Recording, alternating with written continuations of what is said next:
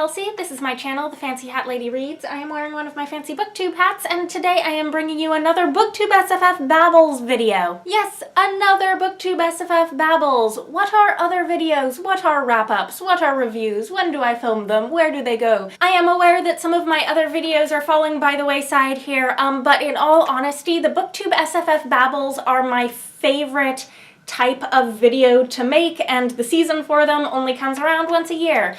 So I'm doing another one. In case you are unaware, the BooktubeSFF Babbles are part of the BooktubeSFF Awards. They are video prompts that anyone can participate in. You can make a video or a blog post or anything as a response to the topic of the week, and this week's topic is if you like this, try that, specifically for SFF books. So this is where you get to show some popular books and then suggest some less popular books that people might not have heard of, that people might enjoy if they liked the popular books. Now, I can live under a rock sometimes in my weird corner of the internet reading weird books, and I can be really out of touch with what is actually popular in the broader booktube community. I can think a book is really popular, but only like me and my group of friends have ever heard of it, and we've all read the book, but like no one else in the world has ever heard of this thing.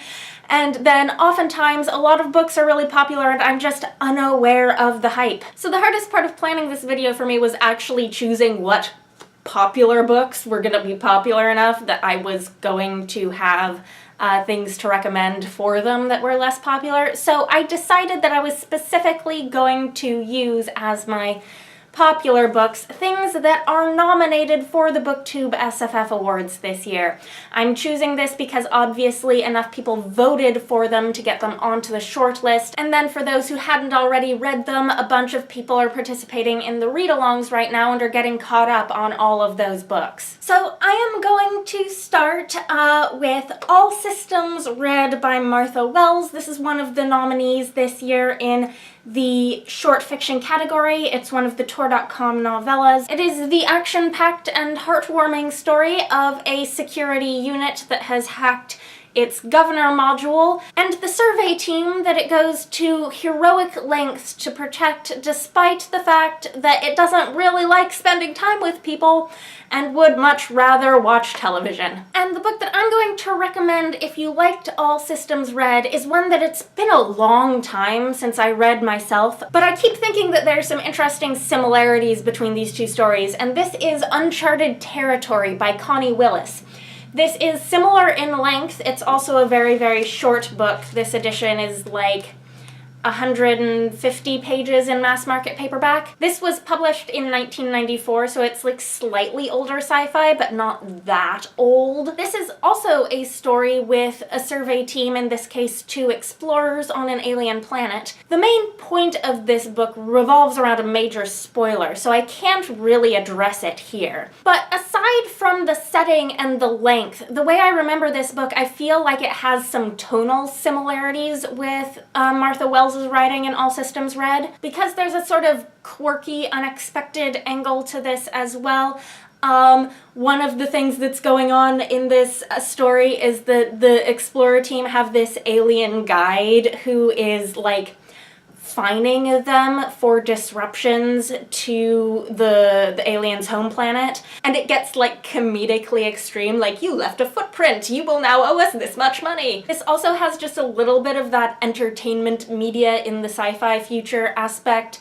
I remember there's a character who's like an intern who comes to join the team who has watched like a fictionalized television version of the story of these 2 explorers, and there's sort of a compare and contrast between that version of their story and reality. I am wishing that I remembered more of the details of this story, but this is going to be my recommendation for if you liked All Systems Red. Next, I'm going to have a couple things to recommend for if you liked The Bear and the Nightingale by Katherine Arden.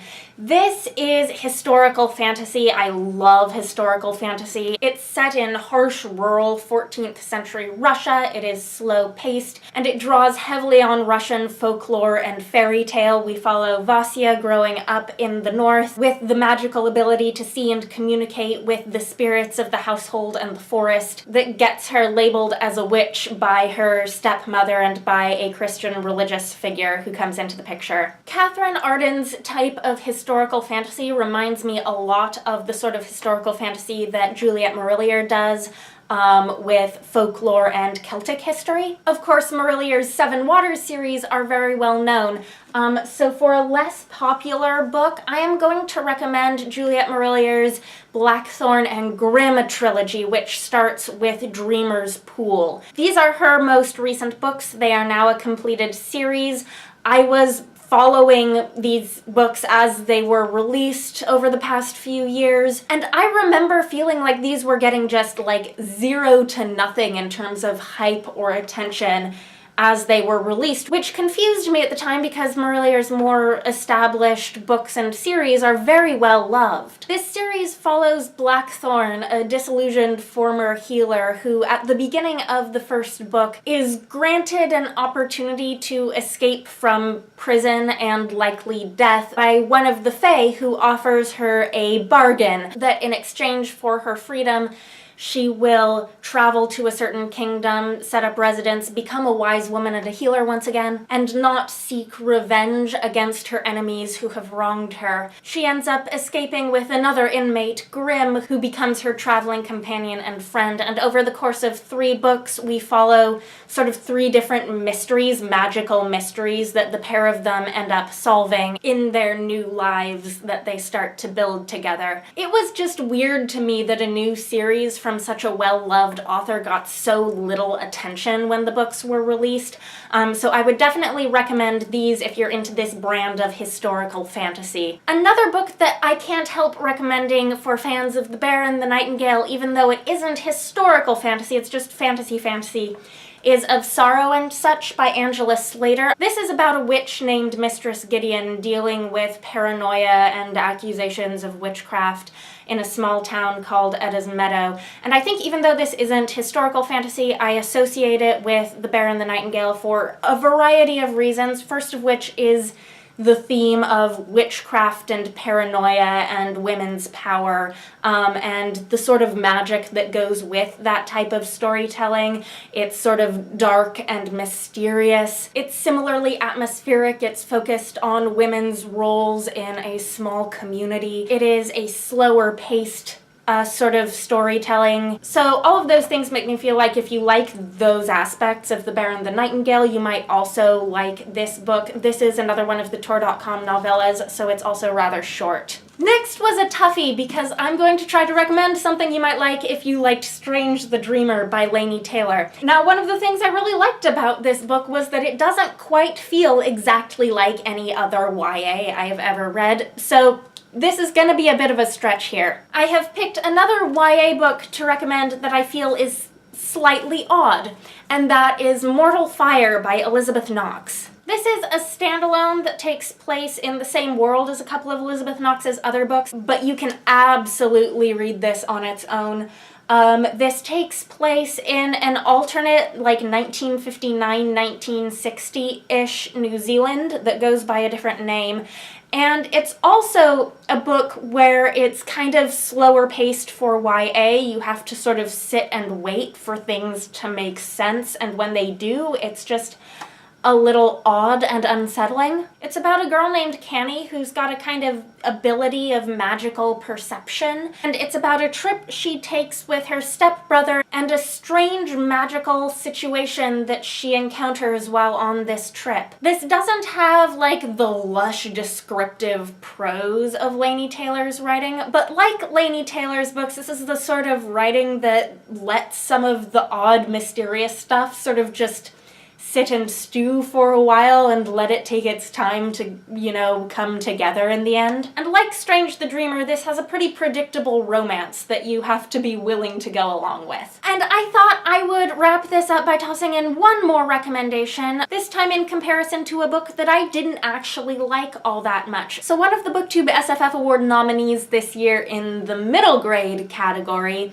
is The Dreadful Tale of Prosper Redding, which I did not like. I had a review copy of this from NetGalley. I did a review, so I will link the review and you can hear all about why I did not like it. But regardless of whether or not you liked The Dreadful Tale of Prosper Redding, if you are intrigued by the idea of sort of Halloweenish themed middle grade, and you are looking for one that Kelsey thinks is better, I highly recommend Castle Hangnail by Ursula Vernon. This book may have less complex plot and world building than The Dreadful Tale of Prosper Redding, but it more than makes up for it by having way more heart. And if you're considering picking up Prosper Redding for the sake of the, you know, Octoberish spooky spooks, I would seriously urge you to consider Castle Hangnail instead. The evil minions of Castle Hangnail need a new evil master or their castle is going to get decommissioned. When Molly shows up, this girl here declaring herself to be their new witch,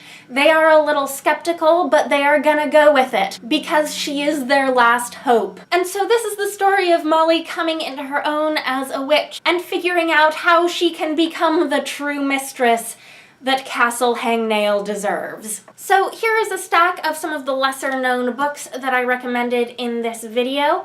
If you happen to have read any of these, please let me know. If you have other recommendations for what lesser known books people might like, if they like some of this year's BooktubeSFF Award nominees, please leave them in the comments.